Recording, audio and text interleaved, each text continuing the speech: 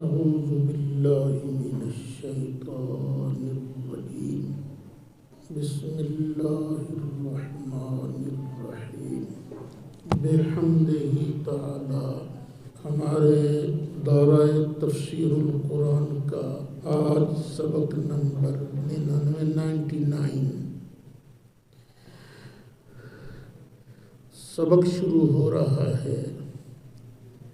9واں پارہ سورۃ اعراف کی آیت نمبر 200 سے. شیطان انسان کے پیچھے لگا رہتا ہے، اسے وسوسے ڈالتا رہتا ہے، حق کی راہ سے پھسلانے کی کوشش کرتا رہتا ہے. تو اب اللہ کریم اپنے بندوں کو ایک نصیحت فرماتا ہے. وَإِمَّا يَنزَغَنَّكَ مِنَ الشَّيْطَانِ نَزْغٌ. اے میرے بندے، اگر تجھے شیطان کوئی وسوسہ ڈالے، شیطان تیرے ساتھ کوئی گڑبڑ کرے، فاستعذ باللہ، تو فوراً اللہ کی پناہ طلب کر، اللہ کی بارگاہ میں عرض کر کہ اے میرے مالک، مجھے شیطان کے وسوسوں سے اپنی پناہ عطا کر. یہ بڑا مجرب نسخہ ہے. انہ سمیع علیم. بے شک وہی ہر چیز کو سننے والا ہے اور وہی ہر چیز کو جاننے والا ہے. اس کا علم محیط ہے. یہاں ایک بات کا دھیان رکھنا، بڑے بڑے مفسرین، خاص سنی ہوں، خاص دیوبندی ہوں، ان سے غلطی ایک ہوتی ہے. فاستعذ باللہ کا ترجمہ کرتے ہیں اللہ سے پناہ مانگ.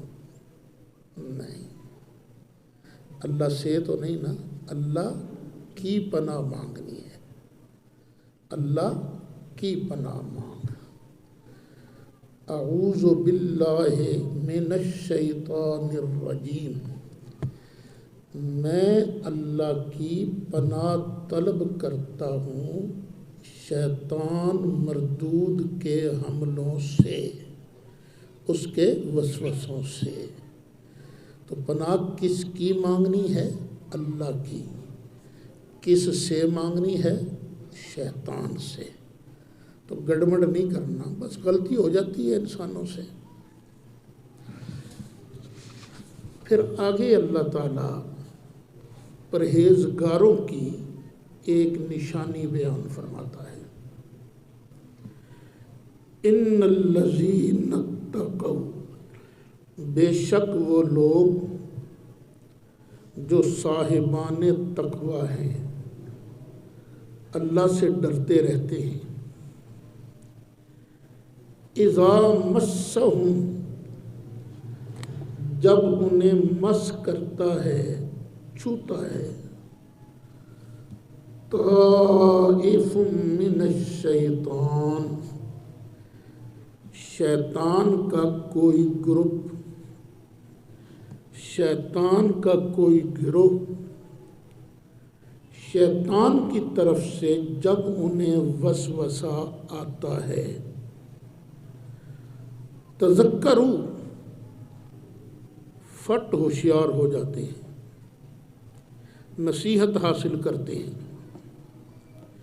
فَإِذَا هُمْ مُبْصِرُونَ، بس ادھر ان کی آنکھ کھلی، ہوشیار ہوئے، تو ان کو پھر حق کا رستہ نظر آنے لگتا ہے۔ فَإِذَا هُمْ مُبْصِرُونَ، تو وہ دیکھنے لگ جاتے ہیں۔ اس آیت کے تحت حافظ ابن کثیر نے ابن عساکر کے حوالہ سے ایک بات نقل کی ہے کہ ایک نوجوان تھا، مسجد شریف میں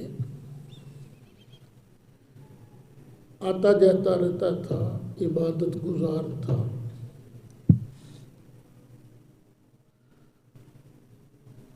کچھ الفاظ میرے اپنے ہوں گے روایت کی وضاحت کے لیے۔ لگتا یوں ہے کہ جس رستے سے وہ آتا جاتا تھا نا، اس رستے میں ایک عورت بھی رہتی تھی جس کا کردار اچھا نہیں تھا۔ اس نے کسی دن اس نوجوان کو آتے جاتے دیکھ لیا۔ وہ نوجوان عرب کے حسن اور جوانی کا شاہکار تھا، عاشق ہو گئی۔ اب اس کو اس کی ٹائمنگ کا پتہ تھا، جاتا تو اسے دیکھتی، آتا تو اسے دیکھتی۔ ایک دن عشاء کی نماز کے بعد واپس آ رہا تھا، وہ عورت بھی کھڑی تھی گلی کے اندر، مکان کے دروازے میں کھڑی تھی۔ نوجوان کو آتے دیکھا تو ادھر ادھر دیکھا، گلی خالی تھی۔ اس نے آواز دی، نوجوان تھا، اس کی آواز پر چلا گیا اندر کمرے میں۔ اس نے گناہ کی دعوت دی۔ وہ نوجوان بھی بالکل گناہ کے لیے تیار ہو گیا، گناہ کرنے ہی لگا تھا کہ اچانک اس کے دل میں خدا کا خوف پیدا ہوا۔ جب خدا کا خوف پیدا ہوا، قرآن کی ایک آیت بھی یاد آ گئی، چیخ ماری، بے ہوش ہو گیا۔ اس عورت کا عشق وشق تو ختم ہو گیا، کیونکہ پتہ تھا نا یہ حضرت عمر کا زمانہ ہے، اگر انہیں علم ہو گیا تو مار مار کے چمڑی اتار دیں گے۔ خیر انہوں نے کسی طریقے سے اسے پکڑا، باہر گلی میں کسی اور کے مکان کے سامنے گلی میں ڈال دیا اور آ گئی۔ اللہ اللہ اور خیر صلی اللہ، کیونکہ چور تو وہ ہوتا ہے نا جس کے گھر سے مال برآمد ہو۔ ہمارے گھر سے مال ہی برآمد نہیں ہوا تو ہم تو چور نہیں ہیں نا۔ ادھر اس کا باپ پریشان تھا، آیا نہیں بیٹا، آیا نہیں۔ خیر وہ تلاش کرنے نکلا، اس گلی سے گزرا تو اسے ایک باڈی نظر آئی۔ او یہ کون ہے؟ پاس آیا تو اپنا ہی بیٹا تھا۔ اس نے نبض پر ہاتھ رکھا، نبض چل رہی تھی، اٹھایا، گھر لایا، پانی کے چھینٹے میٹے مارے، لڑکے کو ہوش آ گیا۔ باپ نے پوچھا تجھے کیا ہوا تھا؟ اب اس نے سچ سب کچھ بتا دیا کہ ابا پھر مجھے قرآن کی ایک آیت یاد آ گئی، جس کے بعد میں چیخ مار کے بے ہوش ہو گیا، اب آنکھ یہاں کھلی ہے۔ باپ نے پوچھا بیٹا وہ کون سی آیت تھی؟ اس نے یہی آیت پڑھی، ان الذین اتقوا اذا مسهم طائف من الشیطان تذکروا فاذا هم مبصرون۔ اچھا جب اس نے دوبارہ یہ آیت پڑھی تو اب پھر اس کے دل میں آیا، او میں کیا کرنے لگا تھا، اب اس نے دوبارہ چیخ ماری، اس کی روح پرواز کر گئی۔ جب روح پرواز کر گئی تو اس کے باپ نے راتوں رات ہی چند لوگوں کو ساتھ لیا، دوستوں کو ساتھ لیا، جنازہ پڑھا، جنازہ پڑھ کے دفن کر دیا۔ جب صبح ہوئی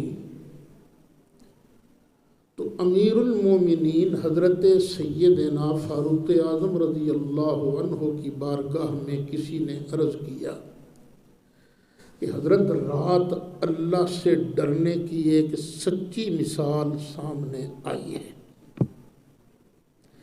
ساری بات سنائی، فرمایا بلاؤ اس کے باپ کو۔ بلایا گیا اس کے باپ کو اور فرمایا تیرا اتنا نیک بیٹا فوت ہو گیا، تو نے مجھے اطلاع نہیں کی، میں جنازے میں شریک ہوتا۔ اس نے معذرت کی، فرمایا چل مجھے بچے کی قبر پر لے چل۔ بچے کی قبر پر آئے، وہاں آپ نے آ کر دعا مانگی۔ دعا مانگنے کے بعد فرمایا اے بیٹے،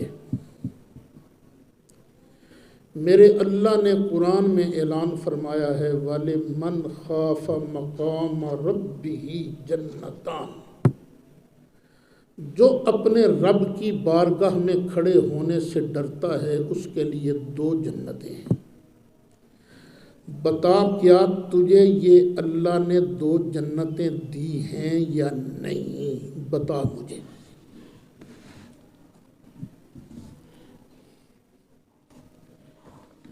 تو قبر سے آواز آئی،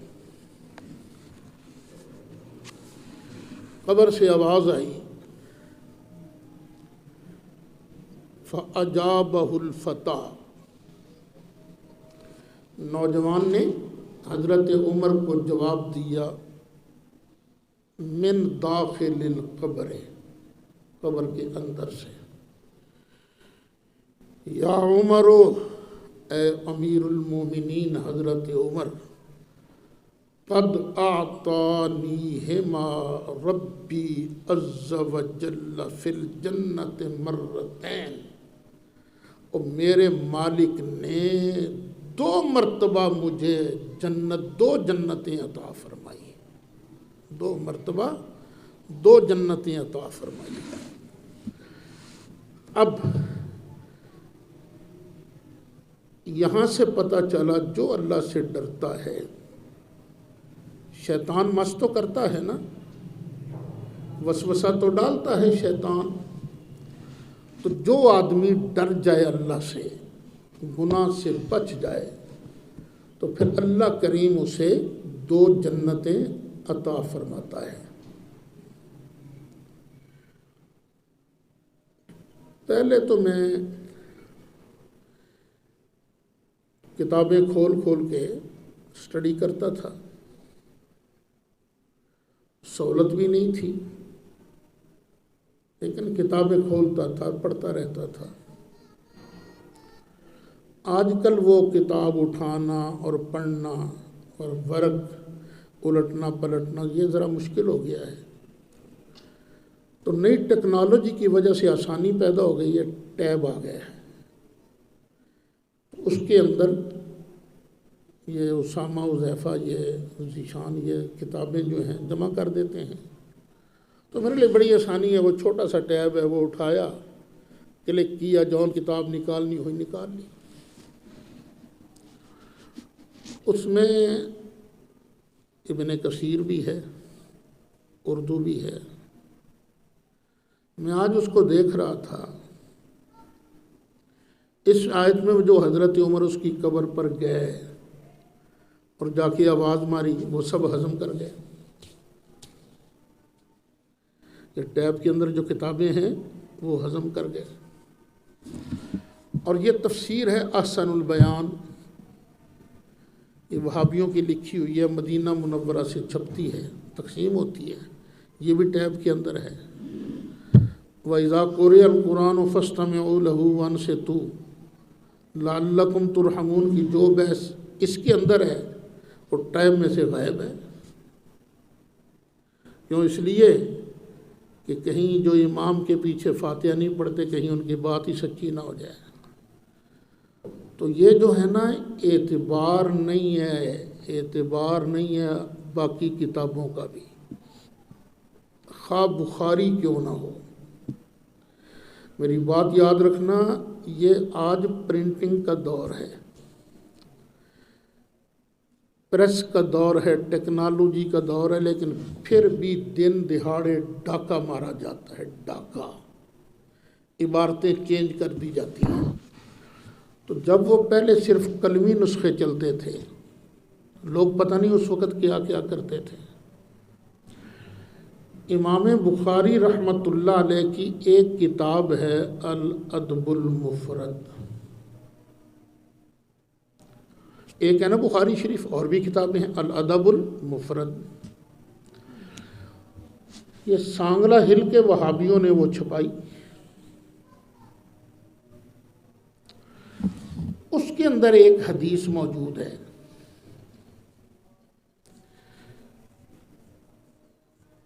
باب ما یقول الرجل اذا خدرت رجلہ، جب کسی کا پاؤں سن ہو جائے تو اس وقت وہ کیا وظیفہ کرے، کیا پڑھے.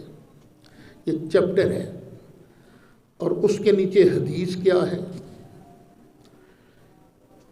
کہ حضرت عبداللہ ابن عمر ایک بندے کے پاس آئے، اس کا پاؤں سن ہو چکا تھا، پاؤں ٹھیک نہیں ہو رہا تھا. فرمایا اذکر احب الناس الیک، اور جو ذات تجھے سب سے زیادہ پیاری ہے نا مخلوقات میں سے، اس کا نام لے. فقال یا محمد، اس نے پکارا ہے اللہ کے محبوب علیہ السلام میری فریاد کو پہنچیے. اصل حدیث یہ ہے، لیکن یہ جو سانگلہ ہل کے وہابیوں نے چھپائی نا وہ کتاب الادب المفرد، تو یا بھی کاٹ دیا، آگے استغاثہ کا جو لفظ تھا نا اس کو بھی کاٹ دیا، صرف محمد فقال محمد بس. وہ جس نے چھپائی اس کا نام تھا عبد الشکور. وہ کتابیں بیچتا تھا، میرے پاس بھی آتا رہتا تھا. اور اس کے جانے کے بعد سانگلہ ہل کی اس مسجد میں، اس کے جانے کے بعد وہاں میرا مناظرہ ہوا تھا اہل حدیثوں کی مسجد میں، باغ والی مسجد. اور یہ چھپی اسی باغ والی مسجد. میں نے کہا یہ تم نے کیا فراڈ کیا، حدیث چھپاتے ہوئے کہیں سنیوں کا عقیدہ نہ ثابت ہو جائے، تم نے یہ حرفی کھا دی. پھر اس نے بعد میں چھپائی کتاب، تو پھر لکھا ففی نسخۃ یا محمدہ، ایک نسخے کے اندر یا محمدہ کے الفاظ ہیں. تو بھئی یہ لوگ جو ہیں نا یہ گڑبڑ کرنے والے کتابوں کے اندر گڑبڑ کرتے رہتے ہیں. اس لیے اب دیکھو نا یہ ابن کثیر کا ترجمہ کیا اور یہ آگے کہ حضرت عمر قبر پر گئے، اس کو جا کے پکارا بندہ، اور وہ قبر کے اندر سے جواب دے رہا ہے. یہ ساری بات ہی ترجمے والے کھا گئے. کیوں کھا گئے؟ اس لیے کہ ان کے عقیدے کے خلاف بات تھی. تو بندے کو دیانتدار تو ہونا چاہیے نا. تو اس لیے میری گزارش یہ ہے کہ ہر کتاب کا کوئی بھی ہو قرآن کے علاوہ، بلکہ قرآن کو بھی غور سے دیکھا کرو، کیونکہ سنا ہے آج کل قادیانی بھی نا وہ الفاظ چینج کر کے وہ قرآن تقسیم کر رہے ہیں. اللہ اکبر. وَإِخْوَانُهُمْ يَمُدُّونَهُمْ فِي الْغَيِّ، اور جو شیطان کے بھائی ہیں، شیطانوں کے، یمدونہم، وہ ان کو کھینچتے ہیں. کہاں؟ فی الغی، سرکشی میں، گمراہی میں. ثم لا یقصرون، پھر وہ کمی نہیں کرتے. یا شیطان اور اس کے ساتھی بندوں کو گمراہ کرنے کے لیے بالکل کمی نہیں کرتے، پورا زور لگاتے ہیں۔ جب وہ شیطان اللہ کے دشمن ہو کر لوگوں کو گمراہ کرنے کے لیے پورا زور لگاتے ہیں تو ہم نے بھی تو ان کا مقابلہ کرنا ہے نا، ہمیں بھی سستی نہیں کرنی، ہمیں بھی پوری قوت سے اللہ کے بندوں کے ایمان کو بچانے کے لیے کام کرنا ہے۔ اور اللہ کے بندوں کا ایمان کیسے بچے گا؟ جب قرآن پاک کے صحیح مفہوم پر عمل ہوگا۔ وہ آپ دیکھو الحمدللہ سورۃ اعراف ختم ہو رہی ہے، پچھلے جتنے سبق گزرے ہیں آپ کو اندازہ تو ہو گیا ہوگا، قرآن سارے کا سارا جو کہتا ہے الحمدللہ ہم اس پر عمل پیرا ہے، ہم قرآن سے تجاوز کرنے والے نہیں ہیں۔ تو جو لوگ قرآن سے تجاوز کرتے ہیں اللہ تعالیٰ ہدایت نصیب فرمائے۔ وَإِذَا لَمْ تَأْتِهِمْ بِآيَةٍ، بعض اوقات وحی مسلسل آتی تھی، بعض اوقات وحی رک جاتی تھی حکمت کے تحت۔ جب وحی رک جاتی تھی سرکار تلاوت نہیں سناتے تھے، نہیں۔ وَإِذَا لَمْ تَأْتِهِمْ بِآيَةٍ، اور جب آپ ان کے پاس کوئی آیت نہیں لاتے، قالوا، تو وہ آگے سے کہتے لَوْلَا اجْتَبَيْتَهَا، تو آپ ہی کیوں نہیں بنا لی آیت، تم نے خود کیوں نہیں گھڑ لی، کچھ سناتا نا تو ہمیں۔ وہ اس طرح مذاق کرتے تھے۔ قل، فرما دیجئے، میں آیتیں اپنی طرف سے نہیں گھڑتا، انما اتبع ما یوحی الی من ربی، بے شک میں تو اس کی اتباع کرتا ہوں جو میرے رب کی طرف سے مجھ پر وحی کی جاتی ہے۔ ایک حرف میں اپنی طرف سے بڑھاتا گھٹاتا نہیں ہوں، جو میرا اللہ وحی کرتا ہے میں وہی سناتا ہوں۔ ھذا بصائر من ربکم، اوے لوگو یہ جو آیتیں میں سناتا ہوں نا، ان میں سے ایک ایک آیت، ایک ایک لفظ تمہارے رب کی طرف سے بصائر ہیں، آنکھیں کھولنے والے ہیں۔ بندہ غور سے دیکھے نا قرآن کو تو بندے کی آنکھیں کھل جاتی ہیں کہ واقعی یہ کائنات ان بتوں نے نہیں بنائی، کائنات کا بنانے والا ایک خالق مالک اللہ ہے، اور جو اتنا شاندار کلام سنا رہا ہے وہ واقعی اسی کا بندہ ہے، اس پر وحی ہوتی ہے تو وہ آگے سناتا ہے۔ وَہُدًى، اور ہدایت ہے، وَرَحْمَةٌ، اور رحمت ہے، کس کے لیے؟ لِقَوْمٍ يُؤْمِنُونَ، ایمان والے، ایمان لانے والی قوم کے لیے۔ یہ قرآن رحمت ہے ایمان والوں کے لیے۔ وَنُنَزِّلُ مِنَ الْقُرْآنِ مَا هُوَ شِفَاءٌ وَرَحْمَةٌ لِّلْمُؤْمِنِينَ وَلَا يَزِيدُ الظَّالِمِينَ إِلَّا خَسَارًا، قرآن مومنوں کے لیے رحمت ہے، ظالموں کے لیے وہ جلتے ہیں، ان کا ساڑا بڑھتا ہے، ان کا خسارہ بڑھتا ہے قرآن کی آیتیں سن کر۔ اس لیے اگر کہیں ہمیں ختم شریف کے دوران یہ قرآن پڑھتا سن لیں تو چیخنے لگ جاتے ہیں، اے یہ کھانے پر تم نے قرآن کہاں سے پڑھ لیا، کھانے پر قرآن کہاں سے آ گیا۔ بھئی اللہ نے سچ کہا ہے، وَرَحْمَةٌ لِقَوْمٍ يُؤْمِنُونَ، ہر ایک کے لیے نہیں، یہ جو ایمان لانے والی قوم ہے نا ان کے لیے رحمت ہے۔ وَإِذَا قُرِئَ الْقُرْآنُ، یہ سورت مکیہ ہے، اور میرا خیال یہ ہے کہ درمیان میں یہ آیت مدنیہ ہے۔ مکے میں بھی لوگ کہتے تھے، جب قرآن پڑھا جاتا تھا تو کافر شور مچاتے تھے اور کہتے تھے لا تسمعوا لهذا القرآن والغوا فیہ لعلکم تغلبون، اس محمد سے قرآن نہ سنو، شور مچا دیا کرو تاکہ شاید اس طرح جیت جاؤ۔ وہاں بھی بات پیش آئی، اور مدینہ منورہ میں بھی سرکار نماز پڑھا رہے تھے، نماز کے دوران پیچھے سے کسی نے پڑھا تو نبی کریم علیہ السلام نے نماز کے بعد فرمایا وہ کون پیچھے پڑھ رہا تھا؟ ایک صحابی نے عرض کیا آقا میں پڑھ رہا تھا۔ تو اس کے بعد یہ آیت نازل ہوئی، نزلت فی الصلاۃ، یہ آیت نماز کے بارے نازل ہوئی ہے۔ میں اس پر تفصیل سے، شاید میرا سبق نمبر 2 ہے، امام کے پیچھے فاتحہ پڑھنا، میں تفصیل سے وہاں پر اپنے دلائل بھی بیان کر چکا ہوں، اور جو دلائل مخالفین دیتے ہیں ان کا جواب بھی دے چکا ہوں۔ تو جس کو تفصیل چاہیے وہ وہاں پڑھیے۔ آیت نزلت فی الصلاۃ نماز کے بارے نازل ہوئی ہے، اور امام احمد بن حنبل کہتے ہیں علماء کا اجماع ہے اس بات پر کہ یہ آیت نماز کے بارے میں نازل ہوئی ہے۔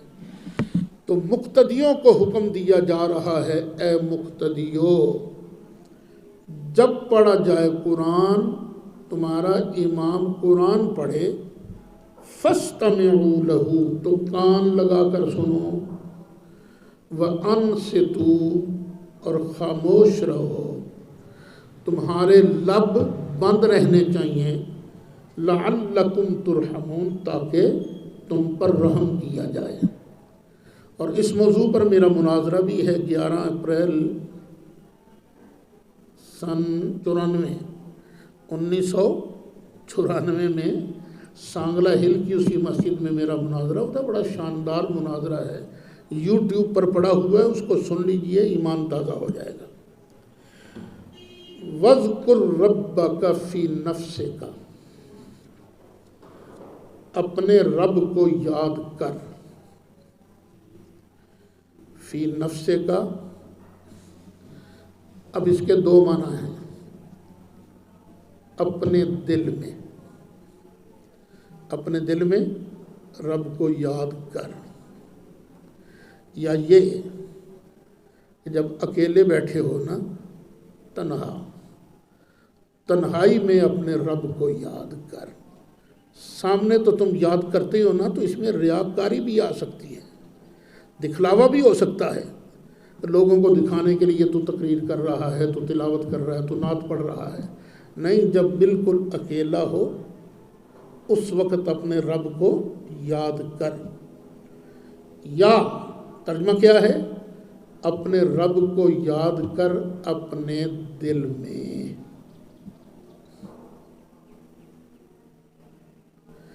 بیٹھا ہوا ہے بندہ، پتہ بھی نہیں چلتا یہ بندہ کیا کر رہا ہے، اس کی تار ادھر جڑی ہوتی ہے۔ یہ جو ہمارے مشائخ لطائف پر توجہ کرتے ہیں اور پھر بندہ سالک اس کے لطائف اللہ کا ذکر کرتے ہیں، تو اسی آیت پر عمل کر رہے ہوتے ہیں۔ بندے کی باڈی میں 7 پوائنٹ ایسے ہیں جہاں وہ نور موصول ہو سکتا ہے، جو نبی کریم علیہ السلام تقسیم فرماتے ہیں اپنے نمائندوں کے ذریعے۔ یہ 7 پوائنٹ ہیں جہاں وہ نور موصول ہو سکتا ہے، اسے کہتے ہیں لطیفہ۔ تو پہلا لطیفہ ہے یہ قلب، یہ جو بایاں پستان ہے نا، اس سے 2 انگل پہلو کی طرف قلب، اور یہ ہے زیر قدم آدم علیہ السلام، یہ سرکار دیتے ہیں لیکن وایا آدم علیہ السلام۔ یہ تصوف کی کتابیں جب تم پڑھتے ہو تو کئی بزرگوں کے بارے میں آتا ہے، یہ آدمی المشرب تھے، یہ ابراہیمی مشرب تھے، یہ موسوی مشرب تھے، یہ عیسوی مشرب تھے، یہ محمدی مشرب تھے۔ تو اس کا مطلب یہ ہوتا ہے کہ ان کا کون سا لطیفہ زیادہ کام کرتا تھا اور کس لطیفے پر زیادہ اللہ کا ذکر کرتے تھے۔ تو یہ جو پہلا لطیفہ ہے قلب، یہ ہے زیر قدم آدم علیہ السلام، اور یہ دوسرا جو لطیفہ ہے یہ ہے لطیفہ روح، دائیں پستان کے نیچے 2 انگل پہلو کی طرف۔ یہ ہے زیر قدم نوح علیہ السلام اور ابراہیم علیہ السلام۔ عام طور پر ابراہیم علیہ السلام کا نام لیا جاتا ہے زیر قدم، یہ ابراہیمی المشرب ہے۔ اور تیسرا لطیفہ جو ہے وہ یہ جو بایاں پستان ہے اس سے اوپر 2 انگل اوپر، یہ ہے زیر قدم موسیٰ علیہ السلام۔ یہ دوسرا لطیفہ روح، تیسرا لطیفہ سر، اور پھر چوتھا دائیں پستان کے 2 انگل اوپر، یہ ہے زیر قدم عیسیٰ علیہ السلام۔ اور پھر ہے 5واں لطیفہ یہ جو سینہ ہے نا، سینے کے درمیان، یہ ڈائریکٹ سرکار کے زیر قدم ہے، محمدی المشرب۔ جس کا یہ لطیفہ زیادہ کام کرے اسے محمدی المشرب کہتے ہیں۔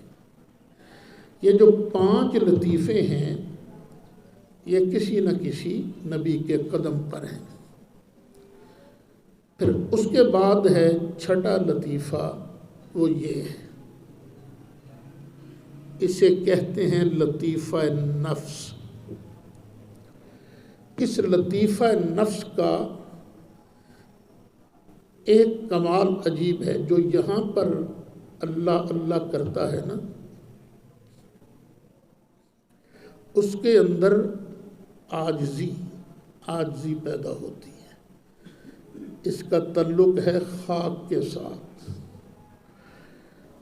اور اس کے بعد 7واں جو لطیفہ ہے وہ ہے یہاں، یہ تالو کے بیچ، اسے لطیفہ قالبیہ کہتے ہیں۔ جب بندہ یہاں ذکر کرتا ہے تو پھر پورے جسم کا بال اللہ اللہ کرتا ہے۔ تو یہ بڑی عجیب دنیا ہے، اور جس کو یہ دولت نصیب ہو جاتی ہے پھر وہ مست ہو جاتا ہے، اسے کوئی اور چیز اور اچھی نہیں لگتی۔ آج کل تو پیری مریدی کا سلسلہ عام ہو گیا نا، چل جی بیعت ہو گیا بس اللہ خیر صلی اللہ۔ لیکن یہ جو وظائف ہیں نا، لطائف، ان پر کوئی محنت کرتا ہے، کوئی محنت کرتا ہے، لیکن ہر کسی پر محنت کرنی بھی نہیں چاہیے۔ بندے کا ظرف دیکھ کر اگلا برداشت بھی کرتا ہے کہ نہیں کرتا، وگرنہ بے قدرے کو اگر یہ دولت مل جائے تو اس میں تکبر پیدا ہوتا ہے۔ تکبر، ساڈے نال دا تے ہے ہی کوئی نہیں، تیرے پیر نے تینوں کی دسیا ہے، تینوں کی پتہ؟ دوسروں کو حقیر سمجھنا شروع کر دیتے ہیں۔ نہیں، جب بندے کے اندر یہ ہو نا، کسی پیر کو یہ دیکھو کہ وہ یہی سمجھتا کہ میرے جیسا ہے ہی کوئی نہیں، تو سمجھ لو اس کا لطیفہ کام نہیں کر رہا۔ اگر اس کے لطائف کام کر رہے ہوتے تو یہ عاجز بنتا۔ اچھا، 7 لطائف یہ ہیں، وَاذْكُرْ رَبَّكَ فِي نَفْسِكَ، اے اپنے دل میں اللہ کو یاد کر اللہ کو۔ پھر 8واں سبق ہے اس تصوف کی دنیا میں نفی اس بات کا، کلمہ شریف کا۔ اس کا بڑا ایک خاص طریقہ ہے، زبان سے نہیں کہنا بلکہ ناف سے لا کو اٹھانا ہے یہاں تک، کئی مشائخ یہاں تک بھی لاتے ہیں، لیکن ہمارے بزرگوں نے جو بتایا یہاں تک، لطیفہ نفس تک، لا الہ، یہ جو دایاں کندھا ہے نا، اس پر جس طرح کینچی نہیں ہوتی، الہ کی کینچی لگا کے الا اللہ، لطیفہ قلب پر اللہ کی ضرب لگانی، الا اللہ۔ یہ 8 اسباق ہیں۔ پھر اس کے بعد سلسلہ شروع ہوتا ہے مراقبات کا۔ تو جو آدمی یہ اسباق پڑھ لیتا ہے، پھر ہمارے مشائخ اس کو اجازت دیتے ہیں جب وہ سلوک کی یہ منزلیں طے کر لیتا ہے۔ تو صرف یہ کہ بندہ کتابیں پڑھتا رہے، صرف قرآن کی، نیک کام ہے، اچھا کام ہے، برا کام تو نہیں ہے۔ اللہ کی رضا کے لیے کیا جائے، بہت بڑی بات ہے۔ یہ جو آپ اسباق پڑھتے ہو، یہ کوئی معمولی بات تھوڑی ہے۔ ایک دیوبندی عالم ہے علامہ حسین احمد مدنی، بات ان کی ہے لیکن مجھے اچھی لگی۔ ایک آدمی آیا، اس نے کہا جی میرے باپ فوت ہو گیا، اس کے لیے کچھ ایصال ثواب کر دیجیے۔ تو حسین احمد مدنی نے ہاتھ کھڑے کر دیے، کتبی پڑھا کے فارغ ہوئے تھے۔ یا اللہ، یہ جو میں نے کتبی پڑھائی ہے نا، اس کا ثواب اس کے ابے کی روح کو بخش دے۔ طلبہ حیران ہو گئے، یا ہے کتبی کا ثواب کیا ہونا جی، یہ تو منطق ہے۔ منطق کے بارے میں تو بڑی بحثیں چلتی ہیں، یجوز الاستنجاء بہا اور عاقل منطق۔ تو حسین احمد مدنی نے جواب دیا، انہوں نے کہا دیکھو، اگر اللہ کی رضا کے لیے پڑھو نا، اس لیے کہ میں یہ کتبی پڑھ کر اس کو قرآن کا خادم بناؤں گا، تو کتبی پڑھنا پڑھانا بھی ثواب ہے۔ یہ ثواب ہے، یہ نہیں کہ ثواب نہیں، لیکن کب؟ جب اللہ کی رضا کے لیے پڑھو۔ لیکن جو قرآن کہتا ہے اس پر بھی تو عمل ہونا چاہیے نا۔ وَذْكُرْ رَبَّكَ، اپنے رب کا ذکر کر، فی نفس کا، اپنے دل میں، یا تنہا، لیکن کیفیتیں 2 ہونی چاہیے۔ جب تو اللہ کا ذکر کر رہا ہو تضرعاً، گڑ گڑا کے، وخیفتاً، اور خیفہ، ڈرتے ہوئے، اللہ کا ڈر بھی ہو، اللہ کا خوف بھی ہو، اور یہ ڈر بھی ہو۔ اچھا، پھر اس کا معنی یہ ہے نا کہ اکیلے بھی یاد کر۔ تو جب اکیلے یاد کر رہا ہو تو آواز کتنی ہونی چاہیے؟ دل میں یاد کرو تب بھی ٹھیک ہے، لیکن ودون الجہر من القول، زیادہ اونچی آواز نہیں ہونی چاہیے۔ دون الجہر من القول، جہر سے نیچے، من القول، زبان جو ہے وہ جہر سے نیچے ہو، آواز جہر سے نیچے، بہت اونچی نہیں۔ لا الہ الا اللہ، اکیلے بیٹھو۔ میں چھوٹا سا تھا تو قبلہ حضرت صاحب جامع مسجد درود شریف والی گلزار مدینہ میں، پہلی مسجد تو شہید ہو گئی، آپ نے تو دیکھی نہیں، وہ بڑا مجھے پیارا اس کا نقشہ لگتا ہے، بڑا سکون تھا اس مسجد میں بیٹھنے سے۔ تو یہ نا مسجد کے جب قبلہ کی طرف منہ کریں تو برآمدے میں دائیں طرف ایک کمرہ تھا، قبلہ حضرت صاحب کے پاس وہ کمرہ ہوتا تھا، اسی میں لاؤڈ سپیکر رکھا ہوتا تھا، اذان وغیرہ اسی میں ہوتی تھی۔ تو آپ اندر سے کنڈا لگا لیتے تھے اور باہر نا ہلکی ہلکی آواز آتی تھی، لا الہ الا اللہ، لا الہ الا اللہ۔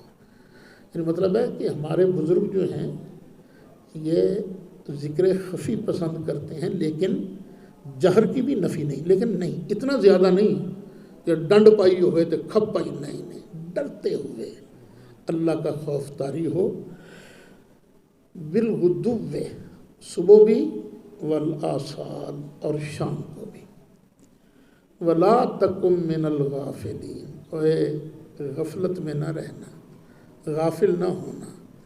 میرے بیٹے اچھی طرح یاد کر لو، موقع ملے تو تنہائی میں بیٹھ کر، اکیلے بیٹھ کر اللہ اللہ کیا کرو، اللہ اللہ کیا کرو۔ اب شاید یہ حضرت حاجی امداد اللہ صاحب مہاجر مکی رحمۃ اللہ علیہ، تمام علماء دیوبند کے پیر و مرشد ہیں نا، اور ہمارے ہاں بھی ان کا بڑا احترام ہے حاجی امداد اللہ صاحب کا، کیونکہ انہوں نے دیوبندی بریلوی جو 7 مسائل میں جھگڑا ہوا تھا نا، اس میں انہوں نے فیصلہ لکھا تھا، اس کا نام ہے فیصلہ 7 مسئلہ، اور انہوں نے اہل سنت کی تائید کی تھی۔ میں نے حضرت قائد اہل سنت مولانا شاہ من نورانی صدیقی رحمۃ اللہ علیہ کا ایک مرتبہ شجرہ طریقت دیکھا تھا، تو کئی خلافتیں تھیں نا ان کے پاس بھی، تو ایک خلافت میں حاجی صاحب کا نام بھی آ رہا تھا، تو حضرت حاجی صاحب رحمۃ اللہ علیہ سے ان کے کسی مرید نے کہا حضرت میرا مدرسہ واوا بن گیا ہے۔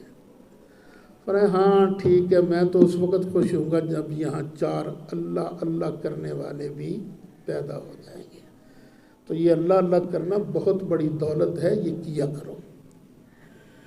ان الذین عند ربک لا یستکبرون عن عبادتہ، وہ لوگ جو تیرے رب کے مقبول ہیں،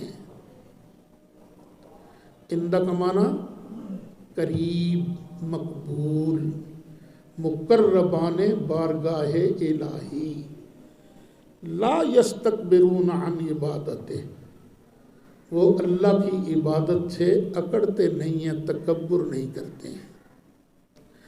اندہ کا معنی کبھی کبھی مقبول بھی آتا ہے، مگر نہ کون ہے جو اللہ کے پاس نہیں ہے؟ کوئی ایسی چیز ہے جو اللہ سے دور ہو؟ نہیں۔ تو اس کا مطلب ہے کہ ساری دنیا جو ہے وہ ساری اکڑتی نہیں ہے، اللہ اللہ کرتی ہے؟ نہیں، کئی لوگ متکبر ہیں۔ تو اندہ کا معنی کیا ہوگا؟ مقبولان بارگاہ الہی۔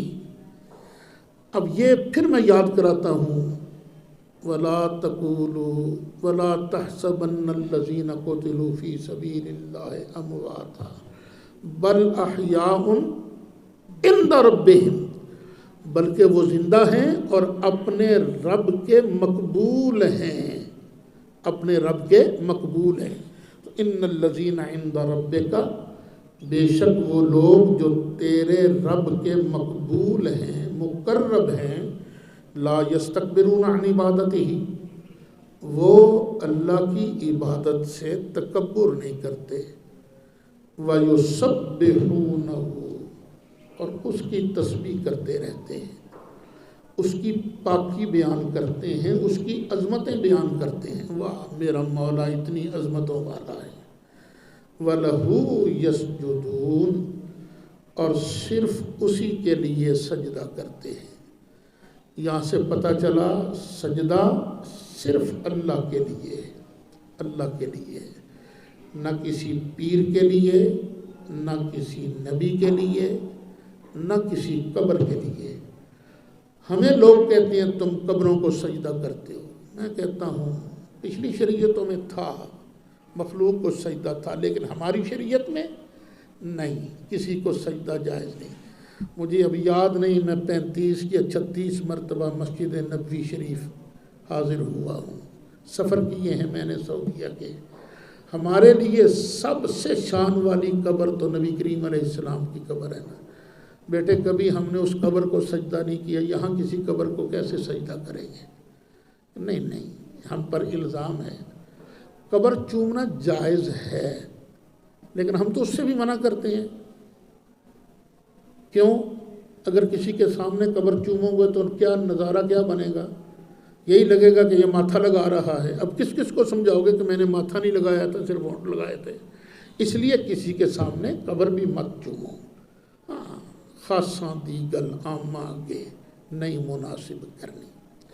اچھا، یہ جو آیت ہے یہ قرآن پاک کی پہلی سجدہ تلاوت کی آیت ہے۔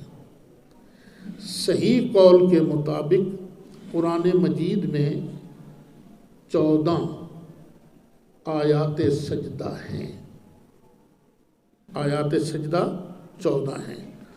تو جب یہ آیت پڑھی جائے یا سنی جائے تو اس وقت پھر سجدہ کرنا لازم ہوتا ہے، اور سجدہ کے لیے وہی شرائط ہیں جو نماز کے سجدہ کی ہیں۔ باوضو ہو، قبلہ کی طرف منہ ہو، اللہ کی رضا کے لیے سجدہ کیا جائے۔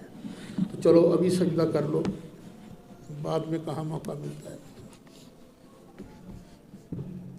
اس کے بعد سبق جاری رہے گا۔ کر لو سجدہ۔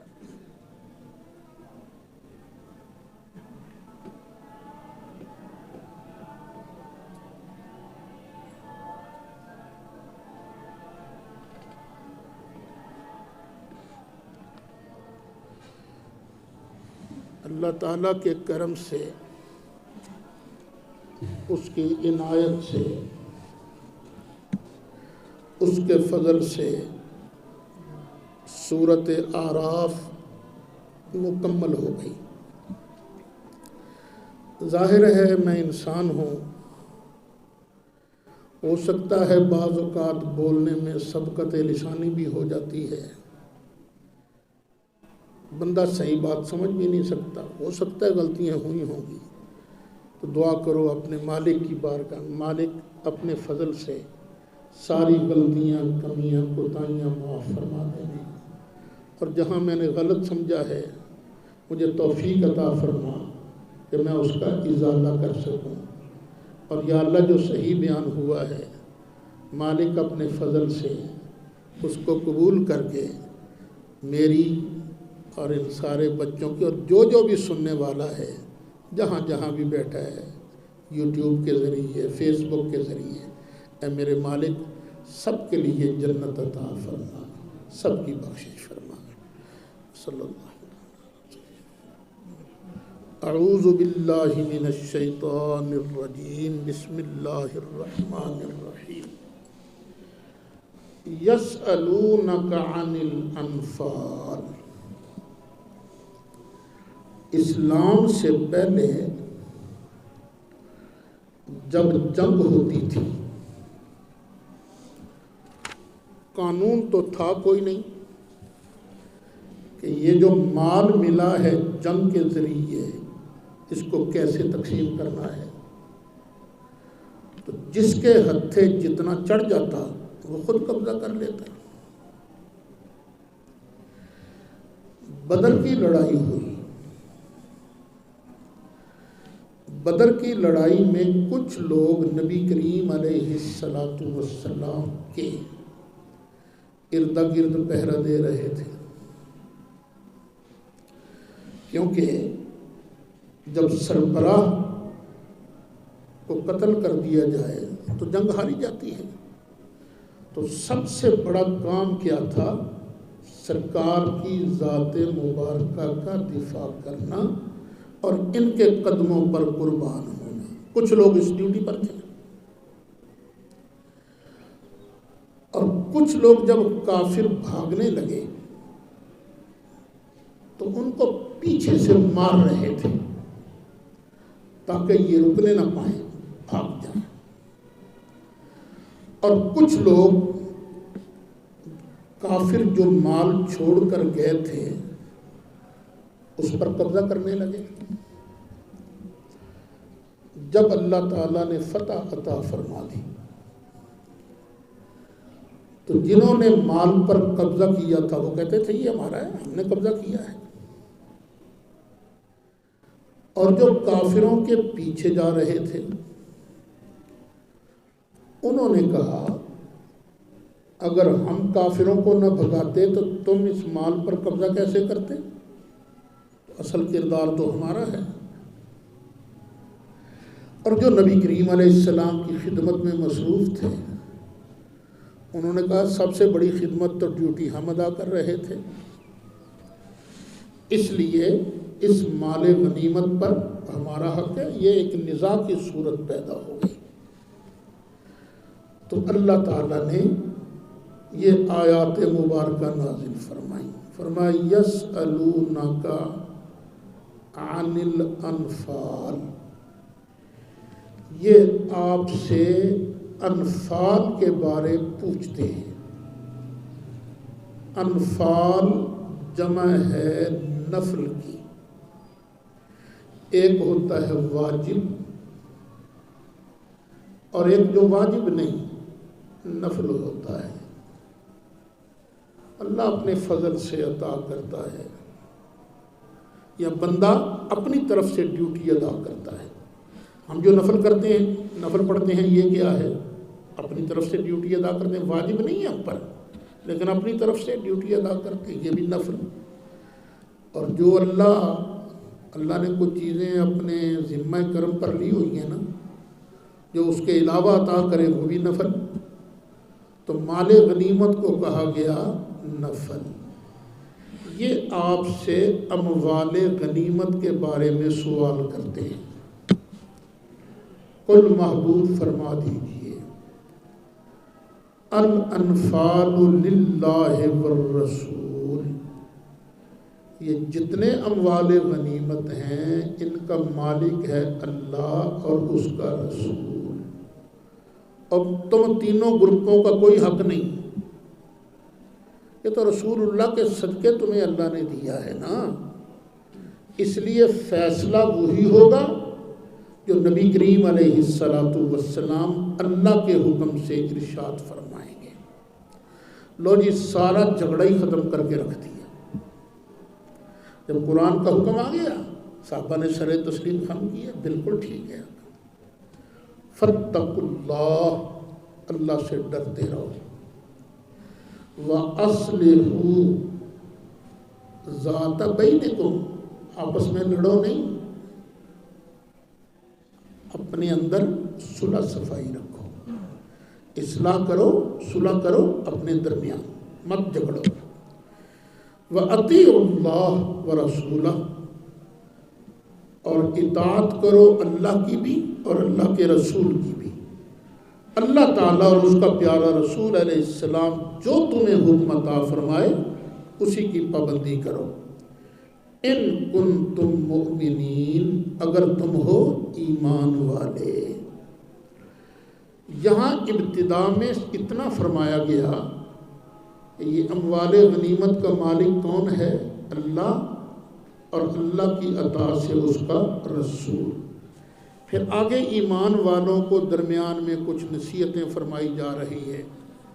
پھر جب 10واں پارہ شروع ہوتا ہے نا، تو یہاں سے پھر اس کی تقسیم کا طریقہ کار بیان فرمایا گیا.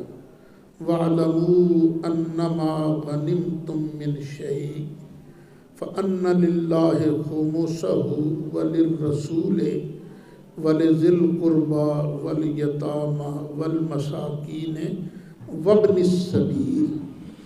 تو پہلے کچھ اصلاحی باتیں تاکہ مومنوں کے دل نرم ہو جائیں، پیار ہو، اور ان پر اللہ نے اپنے احسانات بیان کیے.